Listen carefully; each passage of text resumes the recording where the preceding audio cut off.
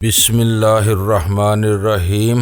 گمنام ہیرو کے معزز ناظرین السلام علیکم۔ آئیے چلتے ہیں کہانی کی طرف۔ گڈ، میں تھوڑی دیر بعد دوبارہ رنگ کروں گا۔ کامنٹ کی آواز ابری اور لائن کلک کی آواز کے ساتھ بے جان ہو گئی۔ سب انسپیکٹر اپنا ترقی زدہ عہدہ سن کر تیزی سے میری طرف لپکا تھا۔ وہ سمجھا ہوگا کہ اس کی کال تھی، جبکہ میں کامنٹ کو مخدوش صورتحال سے آگاہ کرنا چاہ رہا تھا۔ انسپیکٹر نے تیزی کے ساتھ میرے ہاتھ سے ریسیور لے لیا اور اسے کان سے چپکا کر ہیلو ہیلو کرنے لگا۔ اس کی آواز بتدریج بلند اور سخت ہوتی جا رہی تھی۔ آخر کار اس نے بن ناک کر ریسیور میرے ہاتھ میں دے دیا۔ یہ تو ڈیڈ پڑا ہے۔ وہ مجھ پر آنکھیں نکال کر گرایا۔ پتہ نہیں جی، کوئی معلوم کر رہا تھا کہ تھانے دار صاحب پہنچے یا نہیں، میں نے مسکین لہجے میں کہا۔ پھر کریڈل دبا کر ریسیور کان سے ہٹاتے ہوئے کہا، لائن کٹ گئی ہے، ٹون آ رہی ہے۔ اوئے تو وہ تھا کون؟ تیرا ماما؟ وہ ہاتھ فضا میں اٹھا کر گرایا اور میں ریسیور کریڈل پر ڈال کر پھرتی سے پیچھے ہٹ گیا۔ میرا نہیں جی، وہ آپ کا پوچھ رہا تھا۔ پتہ نہیں فون کیوں بند کر دیا۔ ڈی آئی جی صاحب بھی آج جائے واردات کے معائنے کے لیے آنے والے تھے۔ دوسرے سپاہی نے فرشتہ رحمت کا رول ادا کرتے ہوئے زبان کھولی۔ ہو سکتا ہے کہ صاحب کے نکلنے سے پہلے ان کے پی اے نے فون کیا ہو۔ بات اس کی کھوپڑی میں سما گئی، کیونکہ معاملہ ماتحت کا نہیں، افسانے بالا کا تھا۔ وہ دروازے کی طرف بڑھتے ہوئے بولا، دوبارہ فون آئے تو بتا دینا کہ میں 9 بجے سے ادھر ہی ہوں۔ میں نے سعادت مندانہ انداز میں اسبات میں سر ہلایا اور وہ تیزی کے ساتھ باہر نکلتا چلا گیا۔ یہ بھی تم پر عاشق ہونے کے چکر میں تھا، میں نے دروازہ بند کر کے ہنستے ہوئے سیما سے کہا، اور وہ مجھے کباب میں ہڈی سمجھ رہا تھا۔ میں ٹل جاتا تو وہ تمہیں دشواری میں ڈال دیتا۔ اس معاملے میں دنیا کے سارے ہی مرد ایک جیسے ہوتے ہیں۔ وہ ڈرائنگ روم کی طرف واپس لوٹتے ہوئے بولی، کچھ ذرا چلاکی اور تحمل سے کام لیتے ہیں، ورنہ زیادہ تر جلد باز ہوتے ہیں۔ عورت اور تخلیہ میسر آتے ہی اظہار عشق کرنا اپنا پیدائشی حق سمجھتے ہیں۔ ویسے فون کال کس کی تھی؟ رانگ نمبر تھا۔ میری آواز سنتے ہی فون بند کر دیا گیا تھا۔ میں نے کہا لگا کر کہا، پھر تو نے انسپیکٹر کا ذکر کہاں سے لے بیٹھے تھے؟ تقریباً میں نے کہا، اس نے ملازم سمجھ کر میری جو تحقیر کی تھی اس کا بدلہ لینا چاہ رہا تھا۔ اس وقت مجھے سیما کی موجودگی کھل رہی تھی، کیونکہ اس کے سامنے میں کامنٹ سے کھل کر بات نہیں کر سکتا تھا۔ میں نے اسے اس کے فلیٹ میں واپس جانے کا مشورہ دیا، لیکن وہ اس تصور سے ہی خوفزدہ تھی۔ میں مشکل اسے سمجھا سکا کہ عمارت میں اور اس کے آس پاس پولیس موجود ہے، اس لیے وہ اس مہلت سے فائدہ اٹھا کر نہ صرف اپنا فلیٹ سمیٹ سکتی تھی، بلکہ فلیٹ سے لے جائی جانے والی اشیاء کا صحیح اندازہ بھی لگا سکتی تھی۔ میں اسے اپنے ساتھ لے کر اس کے فلیٹ پر گیا اور چند منٹ بعد اسے وہاں چھوڑ کر اس وعدے کے ساتھ واپس آ گیا کہ اس کے فلیٹ پر کوئی بھی دستک ہوئی تو باہر سے میں اس کا خیال رکھوں گا۔ اسے چھوڑ کر آنے کے بعد مجھے زیادہ دیر تک انتظار نہیں کرنا پڑا اور کامنٹ کی فون کال دوبارہ آ گئی۔ فتح مبارک ہو۔ کوڈ ورڈز کے تبادلے کے بعد میں نے احتجاجیہ لہجے میں کہا، رات کو شاید ان میں سے ایک بھی زندہ سلامت واپس نہیں جا سکا ہوگا۔ چبا چبا کر باتیں نہ کرو، اخبار تم نے بھی دیکھ لیا ہوگا۔ دوسری طرف سے سرد لہجے میں کہا گیا، تم بھول رہے ہو کہ میں اس فلیٹ میں محصور ہوں۔ باہر نکلے بغیر اخبار کہاں سے لاتا؟ کیا اس میں کوئی راز کی بات شائع ہوئی ہے؟ میں نے اس سے دانستہ جھوٹ بولا۔ اس کی کہانی میں اسی کی زبانی سننا چاہ رہا تھا۔ کل رات ان کا مقدر ساتھ دے رہا تھا کہ کمک لانے والی جیپ راستے میں ہی الٹ گئی، ورنہ صورتحال کچھ اور ہی ہوتی۔ مقدر اور ستاروں کے سامنے ہر شخص بے بس ہے۔ اب تو ان کے حق میں صرف بد دعا ہی کی جا سکتی ہے۔ ویسے کیا تم نے اپنے آدمیوں کے لیے صرف ایک ہی جیپ بھیجی تھی؟ توپ نہیں، انہیں صرف گولیاں اور نیا میگزین درکار تھا۔ وہ جیپ حادثے کا شکار نہ ہوتی تو لوگ ساری رات بھی وہاں ہولڈ اپ کرائے رکھ سکتے تھے۔ یہ بتاؤ کہ تمہارے پاس پولیس کیوں آئی تھی؟ اس واقعے کو ڈکیتی کا روپ دیا گیا تھا، اس لیے پولیس تمام لٹنے والوں سے بار بار رجوع کر رہی ہے۔ اسی سلسلے میں وہ میرے پاس بھی آئے تھے، کیونکہ ہمارے فلیٹ کا دروازہ توڑ کر اندر ابتری پھیلائی گئی تھی۔ اس وقت تم کہاں تھے؟ اس نے تشویش آمیز لہجے میں سوال کیا۔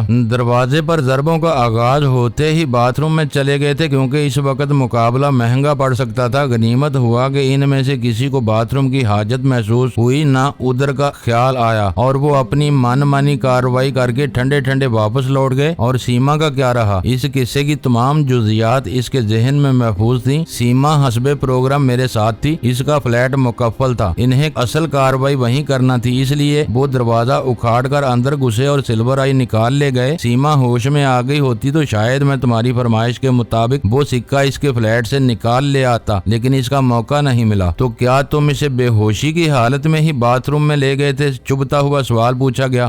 غیر ضروری جرا مت کرو، میں نے چڑچڑے لہجے میں کہا۔ اسے ایک مسحری کے نیچے ڈال دیا گیا تھا۔ تمہارے آدمیوں کو پچھلی رات کی کارکردگی اور تمہارے رویے کے پیش نظر میں یہ سوچنے پر مجبور ہو گیا ہوں کہ تم سے تعاون کر کے مجھے کیا حاصل ہو سکے گا۔ تم کسی بھی طرح مجھے متاثر کرنے میں کامیاب نہیں ہو سکے ہو۔ الٹنے والی جیب کو تم بھی نہیں روک سکتے تھے۔ اس کا لہجہ تلخ ہو گیا۔ اتفاقات کو کسی کی کارکردگی کا معیار نہیں بنایا جا سکتا، لیکن باہمی اعتماد کے لیے کسی اتفاق کی ضرورت نہیں ہوتی، اس کا تعلق نیت اور دل سے ہوتا ہے۔ چند ثانیوں کے لیے لائن پر سکوت چھا گیا، پھر اس کی سپاٹ آواز ابھری۔ آج کی ملاقات کا کیا پروگرام رہے گا؟ پروگرام تو طے ہی ہے، مجھے حکم کی تعمیل کرنا ہوتی ہے، جو بتا دو گے اسی کے مطابق عمل کروں گا۔ آج کے لیے تمہارا فلیٹ نامناسب رہے گا، اس کی آواز ابھری۔ پھر کسی ہوٹل میں مل لو، میں نے دانستہ وہ تجویز پیش کی۔ دوسرا آدمی پبلک مقامات پر ملنا جلنا پسند نہیں کرتا، اس نے میری تجویز رد کر دی۔ اوہ، میں بھول گیا تھا، میں نے چونکنے کی اداکاری کرتے ہوئے کہا۔ تم لوگ تو پردہ نشین ہو، ہوٹل یا کسی اور پبلک مقام پر کیسے مل سکتے ہو؟ ٹھیک ہے، میں کوئی نہ کوئی بندوبست کر ہی لوں گا۔ تم رات کو ٹھیک 8 بجے اپنے زینوں کے سامنے سرخ رنگ کی ایک کار دیکھو گے۔ اس کا ڈرائیور تمہیں پہچانتا ہے، تمہیں دیکھ کر وہ گمبی گمبی کہے گا تم بے فکری کے ساتھ اس کار میں سوار ہو جانا۔ ڈرائیور خود ہی تمہیں ملاقات کی جگہ پہنچا دے گا۔ اور میری واپسی کا کیا ہوگا؟ میں نے سوال کیا۔ تم فکر نہ کرو، تمہیں واپس بھجوانے کی ذمہ داری میری ہوگی۔ ذرا سرخ کار کے چاروں ٹائر اچھی طرح چیک کرا لینا، ایسا نہ ہو کہ آج کوئی دوسرا اتفاق رونما ہو جائے۔ تم غیر ضروری طور پر زیادہ بولتے ہو، وقت کا خیال رکھنا، گاڑی ٹھیک 8 بجے پہنچے گی۔ اس نے میری ریسٹ واچ سے اپنی گھڑی کا وقت ملانے کے بعد سلسلہ منقطع کرنے کا ارادہ کیا تھا کہ میں نے پچھلی رات کے حوالے سے پھر بات چھیڑ دی۔ مقابلے میں تمہارے آدمیوں کو بھی خاصا نقصان پہنچا ہوگا۔ گولیاں چلتی ہیں تو دونوں فریقوں کو ہی نقصان پہنچتا ہے، لیکن میں تمہیں بتا دوں کہ رات کو مخالفوں کے دانت کھٹے کر دیے گئے تھے۔ ہمارے 2 کے مقابلے میں ان کے کم از کم 7 آدمی مارے گئے۔ تمہارے 2 شکار اس کے علاوہ تھے، ان کی نفری بہت زیادہ تھی۔ ابتدائی حملوں میں وہ تیتروں کی طرح مارے گئے تھے اور بھاگنے سے پہلے اپنی لاشیں بھی اٹھا لے گئے۔ میں نے تصدیق طلب لہجے میں کہا، یہی سب سے مشکل اور اہم کام ہوتا ہے۔ میرا خیال ہے کہ رات والے حملے کی رہنمائی ڈی ڈی بذات خود کر رہا تھا اور اس کی ٹانگ میں بھی خاصا گہرا زخم آیا ہوا ہے، کیونکہ وہ لنگڑاتا ہوا دیکھا گیا تھا۔ اللہ کرے کہ تمہارا خیال محض خوش فہمی نہ ہو، اس کی پنڈلی کا زخم 9 لاشوں سے باری رہا ہوگا۔ وہ لوگ پوری منصوبہ بندی کے ساتھ آئے تھے، ان کے سارے آدمی نقابیں لگائے ہوئے تھے، لیکن ایک شخص سیاہ پجیروں کے قریب کھڑا ہو کر نہ صرف ہدایت جاری کر رہا تھا بلکہ پجیروں سے فاضل اسلحہ ہر اس پوائنٹ پر بجوا رہا تھا جہاں اس کے آدمیوں کی فائرنگ کا زور ٹوٹ رہا تھا۔ ہمارے ایک آدمی نے اسے نشانے پر لے لیا تھا، اگر وہ پنڈلی پر پہلی گولی کھاتے ہی زمین پر گر نہ جاتا تو اس کا بدن چھلنی کر دیا جاتا۔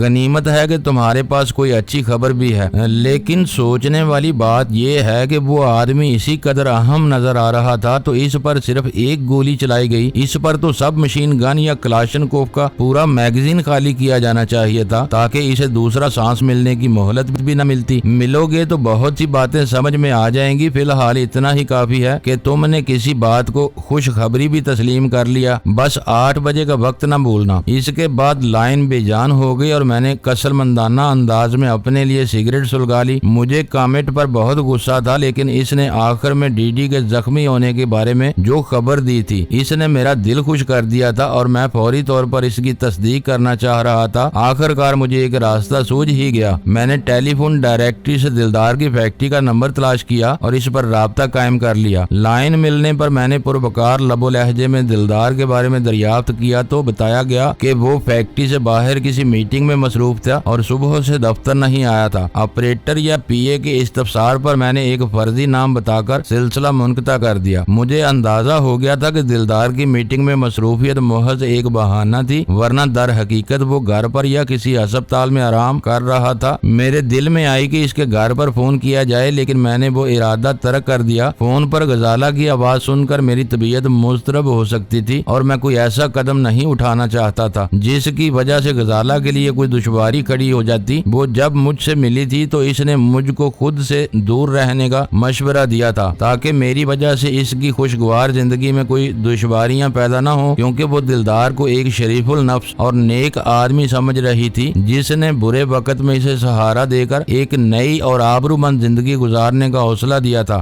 دلدار کے بارے میں بہت کچھ جان چکا تھا۔ وہ بذات خود شی شی کا مقامی سربراہ تھا اور ڈی ڈی کے نام سے پس پردہ رہ کر لوگوں سے کام لیتا رہتا تھا۔ ملیر کے مضافات میں واقع شاہ باغ کو وہ اپنا قدیم خاندانی باغ قرار دیا تھا، لیکن میں خود دیکھ آیا تھا کہ اس باغ کا صرف نام بدلا گیا تھا، ورنہ وہ قیمتی باغ راجہ فروٹ فارمز کے نام سے کئی برس پہلے شی کے مقامی سربراہ راجہ سکندر علی کے تصرف میں تھا، اور میں نے اسی باغ میں راجہ سکندر کو موت کے گھاٹ اتارا تھا۔ دلدار آغا کے ڈی ڈی ہونے کا تازہ ترین ثبوت یہ تھا کہ سیما سے سلور آئی واپس حاصل کرنے کے لیے پہلے دلدار کی دوا ساز فیکٹری کے مینیجر ہارون نے سیما پر ڈورے ڈالنے کی کوشش کی۔ اس کی ناکامی کے فوراً بعد ہی ڈی ڈی نے براہ راست خود فون پر سیما کو دھمکیاں دیں اور آخرکار پچھلی رات خون آشام ڈرامہ رونما ہوا، جس کے نتیجے میں کامٹ کے بیان کے مطابق 11 آدمی مر گئے تھے اور زخمی ہونے والوں کا کوئی شمار نہیں تھا۔ حد یہ تھی کہ زخمی ہونے والوں میں دلدار آغا بذات خود بھی شامل تھا۔ وہ فیکٹری سے غائب تھا، شاید اس نے اپنی پنڈلی یا ران کے زخم کے بارے میں غزالہ کو کوئی جھوٹی کہانی بھی سنائی دی ہوگی۔ میرے پاس اپنے ان تمام معلومات کے باوجود غزالہ کو دلدار آغا کی اصلیت کا یقین دلانے کے لیے کچھ نہیں تھا۔ اگر وہ واقعی زخمی ہو گیا تھا تو اسے جھوٹا ثابت کرنے کی ایک ہی صورت ہو سکتی تھی کہ کسی ماہر ڈاکٹر سے اس کے زخم کا معائنہ کرا کے وہ مستند رپورٹ غزالہ کے سامنے رکھ دی جاتی، لیکن دلدار آغا بہت چلاک اور مکار تھا۔ اپنی دوہری شخصیت کا راز برقرار رکھنے کے لیے وہ فیکٹری تو کیا چند روز کے لیے کاروباری مصروفیات کا عذر کر کے گھر سے بھی غائب ہو سکتا تھا، اور جب اس کا زخم مندمل ہو جاتا تو وہ کسی خوف اور خطرے کے بغیر واپس لوٹ سکتا تھا۔ میں اپنی انہی خیالات میں ڈوبا ہوا تھا کہ سیما اپنے فلیٹ سے فارغ ہو کر واپس آ گئی۔ میں اپنی محرومیوں کی آگ میں جل رہا تھا اور وہ اپنی بد نصیبی پر آزردہ خاطر تھی۔ فرق صرف اتنا تھا کہ اس کی زندگی میرے سامنے کھلی ہوئی کتاب کی طرح تھی، جبکہ وہ میرے بارے میں کچھ نہیں جانتی تھی۔ اس وقت وہ اپنے فلیٹ سے نہا دھو کر لباس تبدیل کر کے آئی تھی۔ اس کے بدن سے بینی بینی خوشبو کا ایک سیلاب امڑ رہا تھا۔ میں نے گہری نظروں سے اس کی طرف دیکھا تو وہ بے چین ہو گئی۔ بولو، تم کچھ بولتے کیوں نہیں ہو؟ وہ میرے قریب آ کر تڑپ کر بولی، میں تمہاری زبان سے کچھ سننا چاہتی ہوں، لیکن تم کسی گونگے کی طرح مجھے نظر بھر کر دیکھتے ہو اور سر جھکا لیتے ہو۔ آخر تم ایسا کیوں کرتے ہو؟ اپنے آپ سے ڈرتا ہوں، میں نے کہنا چاہا، لیکن اس نے میری بات کاٹ دی۔ پارسائی انسان کے خمیر میں ہوتی ہے، جو لوگ اسے اوپر سے مسلط کرنے کی کوشش کرتے ہیں وہ زندگی کانٹوں کی سیج پر گزارتے ہیں۔ تمہیں کیا خوف ہے؟ کس سے ڈرتے ہو؟ رہنے دو سیما، مجھے زیادہ نہ کریدو۔ میرے اندر بھی ایک حیوان اور ایک درندہ چھپا ہوا ہے جو کسی کی آبرو کو خاطر میں لاتا ہے، نہ کسی کی زندگی کی پرواہ کرتا ہے۔ اس سے میں نے بڑی مشکل سے تھپک تھپک کر سلایا ہے۔ تم کوئی بڑا سمجھوتا کیے بغیر ہنستی کھیلتی زندگی گزارنے کی شوقین ہو۔ میں نہیں چاہتا کہ میری ذات سے تمہیں کوئی نقصان پہنچے۔ تم غلط سمجھ رہے ہو پیٹر۔ اس کی آواز ایک دم نرم اور دھیمی ہو گئی۔ میں پہلی بار تمہاری دعوت پر اس فلیٹ میں آئی تھی۔ میں نے جہانگیر کو کبھی دیکھا بھی نہیں تھا۔ تم نے مجھ سے دوستی کی، میرا موڈ بنایا اور پھر مجھے جہانگیر کے حوالے کر دیا۔ شاید تمہیں میری اور اس کی دوستی ناگوار گزری ہو، لیکن میں سچ کہہ رہی ہوں کہ نشے میں مجھے کچھ ہوش نہیں رہا تھا۔ جہانگیر کو دیکھ کر میری طبیعت تو ویسے ہی مقتدر ہو جاتی ہے۔ تمہاری آواز کی نرماہٹ اور مردانہ بالادستی کی میں دل سے قدر کرتی ہوں۔ وہ مجھے جو کچھ سمجھانا چاہ رہی تھی وہ میں سمجھتے ہوئے بھی نہ سمجھنے پر تلا ہوا تھا۔ میں اس کی انا کو ٹھیس نہیں پہنچانا چاہتا تھا، لیکن حقیقت یہ تھی کہ جہانگیر کو اپنا مہمان بنانے کے بعد وہ میرے لیے ایک عورت نہیں بلکہ صرف ایک دلچسپ ہم نشین بن کر رہ گئی تھی، جس کے ساتھ بیٹھ کر گھنٹوں تک دنیا بھر کے موضوعات پر گفتگو کی جا سکتی تھی۔ اور اس وقت بھی میں نے اس سے اس کے پسندیدہ موضوع پر کھل کر بات کرنے کا فیصلہ کر لیا تھا۔ وہ اس عمارت میں کرایہ دار نہیں بلکہ فلیٹ کی مالکہ تھی۔ اس کا شوہر پردیس میں قید میں تھا، جبکہ میرے لیے اس وقت فلیٹ سے بہتر کوئی ٹھکانہ نہیں تھا۔ فلیٹ پر اپنے طویل قیام کے دوران میں اس خوش شکل، خوش مزاج، فراخ دل اور تنہا خاتون سے میرا روز کا ساتھ رہنا تھا۔ پھر سلور آئی کے معاملے میں ہمارے درمیان باہمی اعتماد کی فضا پیدا ہو گئی تھی، جس کے نتیجے میں اس نے پولیس والوں کے سامنے اس منحوس سکے کا نام تک نہیں لیا تھا۔ اس لیے اپنے تمام تر ذہنی تحفظات کے باوجود میں سیما کو ناراض کرنے کا کوئی غیر دانشمندانہ خطرہ مول نہیں لے سکتا تھا۔ میرے لب و لہجے کی تبدیلی کو اس نے فتح مندانہ مسکراہٹ کے ساتھ قبول کیا اور پھر ازلی رشتوں کے حوالے سے اس گفتگو کا آغاز ہو گیا جو اس وقت تک ہمارے درمیان شجرے ممنوع بنی ہوئی تھی۔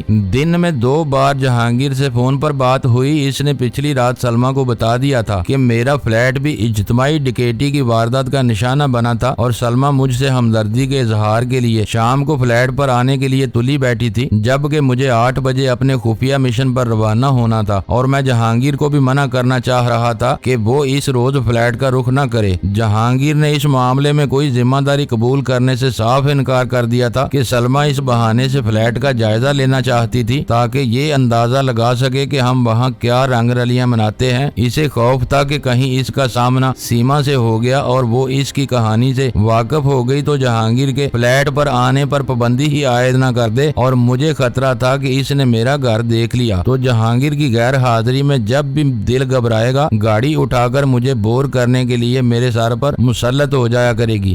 جہانگیر سے پہلی بار بات کرنے کے بعد میں نے سلمہ کو فون کیا۔ اس نے چھوٹتے ہی ڈکیتی پر اظہار ہمدردی شروع کر دیا۔ جب اس کی ہیجان آمیز باز پرس کا سلسلہ ختم ہوا تو میں نے انجان بن کر جہانگیر کے بارے میں دریافت کیا اور اسے بتایا کہ میں کہیں باہر سے فون کر رہا تھا، لیکن جہانگیر کی فیکٹری کا نمبر نہیں لگ رہا تھا۔ کراچی جیسے شہر میں جہاں ٹیلی فون کا نظام انتہائی ناقص اور ناقابل اعتماد تھا، میرا وہ عذر ہر شک و شبے سے بالا تر تھا۔ کوئی پیغام ہو تو مجھے بتا دو، میں انہیں فون کر دوں گی۔ اس نے میرے جال میں آتے ہوئے پرخلوص لہجے میں پیشکش کی تھی۔ آج شام وہ میرے پاس آنے والا تھا، اسے یہ بتانا تھا کہ میں رات کے گھر واپس پہنچوں گا، اس لیے آج کا پروگرام منسوخ کر دے، کل صبح میں اس سے فون پر بات کر لوں گا۔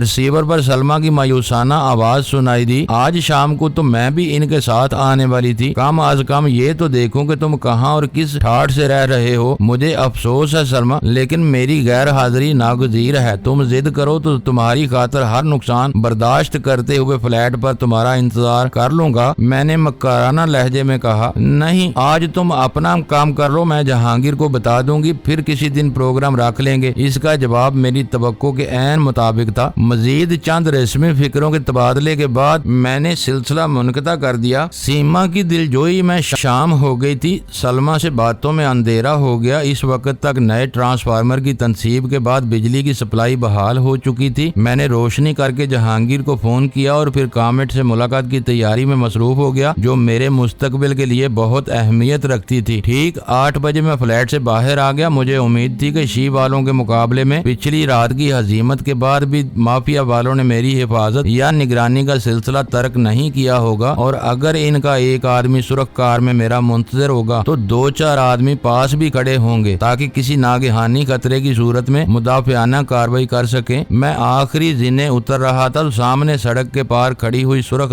کار نظر آ گئی، جس کا باوردی شوفر ڈرائیونگ سیٹ کی سمت پر مستعدی سے باہر کھڑا ہوا تھا۔ اس کے بارے میں کامبٹ نے ٹھیک ہی کہا تھا کہ وہ مجھ کو اچھی طرح پہچانتا تھا، کیونکہ مجھے عمارت سے باہر نکلتے دیکھ کر وہ پھرتی سے گھوم کر سڑک کے رخ والے عقبی دروازے پر آ کھڑا ہوا تھا، اور میرے قریب پہنچنے پر اس نے احترام سے کار کا دروازہ کھول دیا تھا۔ میں کار میں سوار ہونے سے قبل ایک لہجے کے لیے جھجکا اور اس نے فوراً ہی سرگوشیانہ لہجے میں گمبی کہہ کر میرے رہے سہے شبہات بھی زائل کر دیے، اور میں نئے ماڈل کی اس آرام دہ کار میں سوار ہو گیا۔ ڈرائیور نے آہستگی سے دروازہ بند کیا اور کار کے پیچھے سے گھوم کر اپنی نشست پر جا بیٹھا۔ انجن سٹارٹ کرتے ہی اس نے ایئر کنڈیشنر بھی چلا دیا اور پھر کار حرکت میں آ گئی۔ ٹھنڈی ہوا کے جھونکے بہت خوشگوار تھے، لیکن جیل روڈ کا کراسنگ آنے سے ذرا پہلے میری ناک میں اور پھر حلق میں ہلکی سی تلخی کا احساس ہوا، اور میں بس اتنا سوچ سکا کہ مجھ سے اگلی نشست کی پشت گاہ میں چھپے ہوئے کسی خفیہ نوزل سے کسی گیس کی پتلی سی دار تیز دباؤ کے ساتھ خارج ہو کر میرے منہ پر پڑی تھی۔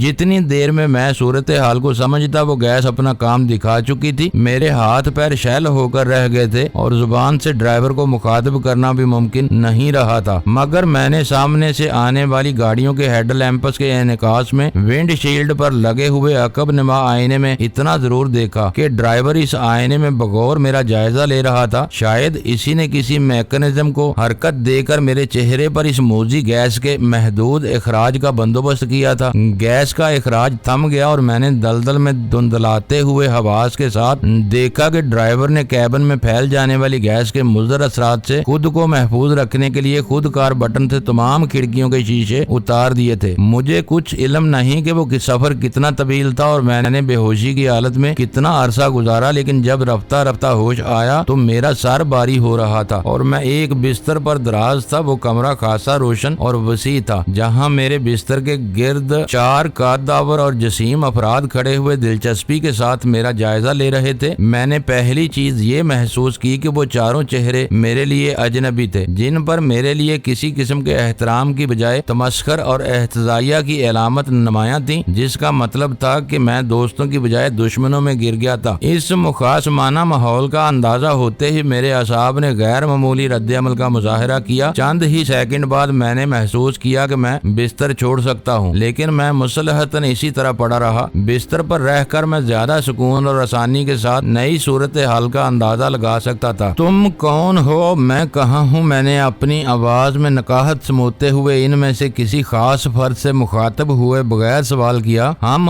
ہیں اور تم یہاں ہو، ان میں سے ایک خبیث صورت نے فرش پر پیر مار کر احتجاجیہ لہجے میں کہا اور بونڈے انداز میں زور سے ہنس پڑا۔ باقیہ تینوں نے بھی گلے پھاڑ کر اس کا ساتھ دیا تھا۔ ان کے تیوروں سے محاذ آرائی کی خواہش کا اظہار ہو رہا تھا اور پہلے سوال کے بعد ہی مجھے اندازہ ہو گیا تھا کہ ان سے کسی بھی سوال کے سیدھے جواب کی امید نہیں کی جا سکتی تھی۔ اس ماحول نے مجھے چکرا کر رکھ دیا۔ میں کامٹ کی ہدایت کے مطابق ڈرائیور کی شناخت کے بعد سرخ کار میں سوار ہوا تھا اور اسی میں بے ہوش کیا گیا تھا۔ بے ہوشی کا ایک جواب یہ بھی ہو سکتا تھا کہ وہ لوگ مجھے راستے سے بے خبر رکھنا چاہتے تھے، لیکن وہ چاروں بدتمیز دیوزاد کامٹ سے ملاقات کے خانے میں کہیں فٹ ہوتے نظر نہیں آ رہے تھے۔ یہ بھی ظاہر ہو رہا تھا کہ میں ان سے الجھتا یا نہ الجھتا، وہ مجھ سے زور آزمائی پر تلے ہوئے تھے۔ فلیٹ سے چلتے ہوئے میں نے بیم گن دانستہ ساتھ نہیں لی تھی، کیونکہ اس نادر ہتھیار کو میں کسی آڑے وقت کے لیے محفوظ رکھنا چاہتا تھا۔ البتہ سائلنسر لگے ہوئے پستول کو میں نے میگزین لوڈ کر کے ساتھ لے لیا تھا۔ میں نے ہاتھ ہلائے بغیر پہلو بدل کر اندازہ لگایا کہ پستول میری جیب میں موجود تھا۔ مجھے حیرت ہوئی کہ جن لوگوں نے چالاکی کے ساتھ مجھے راستے میں ہی بے ہوش کر دیا تھا، وہ جامع تلاشی کو کیسے فراموش کر گئے، لیکن اس وقت ان باتوں پر غور کرنے کی مہلت نہیں تھی۔ میرا ذہن تیزی کے ساتھ کام کر رہا تھا۔ وہ چار مشٹنڈے تو میرے سر پر مسلط تھے، پتہ نہیں اس عمارت کے اندرونی حصوں میں ان کے کتنے ساتھی موجود تھے۔ یہ بات بھی قابل غور تھی کہ ان چاروں میں سے کسی کے پاس کوئی ہتھیار نظر نہیں آ رہا تھا۔ پھر انہوں نے میرے سوال پر جس طرح گلے پھاڑ کر بے فکری سے کہکہے لگائے تھے، اس کی بنا پر اندازہ لگایا جا سکتا تھا کہ وہ عمارت بہت وسیع تھی، جہاں باہر سے کچھ سنا جانا ممکن نہیں تھا، یا پھر وہ کسی ویرانے میں واقع تھی۔ اب اٹھنا بھی ہے یا مسحری توڑتے رہو گے؟ خبیث صورت یہ کہتے ہوئے جھکا اور میرے کچھ سمجھنے سے پہلے ہی اس نے پانی سے بھری ہوئی بالٹی میرے سر پر الٹ دی، جو پہلے سے وہاں موجود تھی۔ مجھے پانی میں شرابور کر کے وہ چاروں دیوانہ وار کہکہے لگانے لگے اور میری رگوں میں شرارے کوندنے لگے۔ ان کی حد سے بڑھتی ہوئی جسارت اور اپنی توہین میرے لیے ناقابل برداشت ہو گئی تھی۔ میں نے بستر پر پڑے پڑے کروٹ بدل کر اچانک ہی ان پر جست لگائی اور ان میں سے تین کو ساتھ لیتا ہوا ننگے فرش پر ڈھیر ہو گیا۔ انہیں مجھ سے اتنے تیز رد عمل کی توقع نہیں تھی، اس لیے میں نے ایک پیٹ کے نچلے حصے میں داہنے گھٹنے سے ضربیں لگاتے ہوئے دوسرے کے چہرے پر پے در پہ اتنی شدید ٹکریں رسید کی کہ دونوں کی چیخیں نکل گئیں۔ تیسرا میرے نیچے سے پھسل کر نکل جانے میں کامیاب ہو گیا۔ میں نے تڑپتے ہوئے پہلے شکار کی ٹانگوں کے درمیان اپنا داہنا گھٹنا بلند کر کے پوری بے رحمی کے ساتھ آخری ضرب لگائی اور اچھل کر کھڑا ہو گیا۔ زخمی ہونے والے دونوں حریف بری طرح چیخ رہے تھے۔ ایک کا چہرہ لہو لہان ہو چکا تھا اور دوسرا اپنے گھٹنے سینے سے جوڑے درد کی شدت سے پھرکی کی طرح فرش پر ناچ رہا تھا۔ باقیات دونوں خونخوار تیوروں کے ساتھ مجھ پر حملہ آور ہونے کے لیے پر تول رہے تھے۔ میرے لیے وہ مہلت غنیمت تھی۔ میں نے تیزی کے ساتھ پستول نکالا۔ مجھے فوراً ہی اس کے وزن میں کمی کا احساس ہوا، مگر پھر بھی میں نے ایک سینے کا نشانہ لے کر ٹرائگر دبا دیا۔ کھٹکے کی ہلکی سی آواز ہوئی، لیکن کچھ بھی نہ ہوا۔ انہوں نے میری بے ہوشی کے دوران میگزین خالی کر دیا تھا۔ ہم نہتے ہیں، تمہاری بھی گولیاں نکال دی گئی ہیں، برابر کا مقابلہ ہے، ابھی دیکھو کہ کس طرح تمہاری ہڈیوں کا سرما بنتا ہے۔ میرے مقابل صف آرا خبیث صورت حریف دانت پیستے ہوئے بولا۔ اس کی ہرزہ سرائی اپنی جگہ تھی، لیکن میں نے ان دونوں کی آنکھوں میں خوف کے ہلکے سے لہریے ناچتے دیکھ لیے تھے، اس لیے انہیں پہل کا موقع دیے بغیر اپنی نفسیاتی برتری سے فائدہ اٹھانے کا بہترین موقع تھا۔ میں نے خبیث شکل والے پر ہی جست لگائی۔ وہ مجھے دبوچنے کے لیے تیار تھا، لیکن میں نے اس کے قریب فضا میں ہی کلا بازی کھا کر اس کے چہرے پر لاتیں رسید کی اور وہ ڈکراتا ہوا کافی دور جا گرا۔ اس سے پہلے کہ میں اپنا توازن درست کرتا، چوتھے نے کسی جونک کی طرح پیچھے سے میری کمر پکڑ لی اور اس پر دباؤ ڈالنے لگا۔ وہ مجھے گھیر کر مارنا چاہ رہے تھے، جبکہ میں اپنی زندگی بچانے کے لیے لڑ رہا تھا، اس لیے دونوں فریقوں کے جذبوں میں زمین آسمان کا فرق تھا، دوسری طرف یہ غنیمت تھا کہ میرے پہلے وحشیانہ وار کا شکار ہونے والے دونوں حریف فرش پر ہی پڑے ہوئے تھے۔ ان میں سے ایک کا جسم بے حس و حرکت ہو چکا تھا اور دوسرا اپنا خون میں لتھڑا ہوا چہرہ تھامے ہوئے کرا رہا تھا۔ میں نے 1 سیکنڈ کے 1000ویں حصے میں اپنی پوزیشن کا اندازہ لگایا، پھر قدرے آگے جھک کر اپنی گردن کو پوری قوت سے پیچھے کی طرف جھٹکا۔ میری کھوپڑی کا عقبی حصہ کسی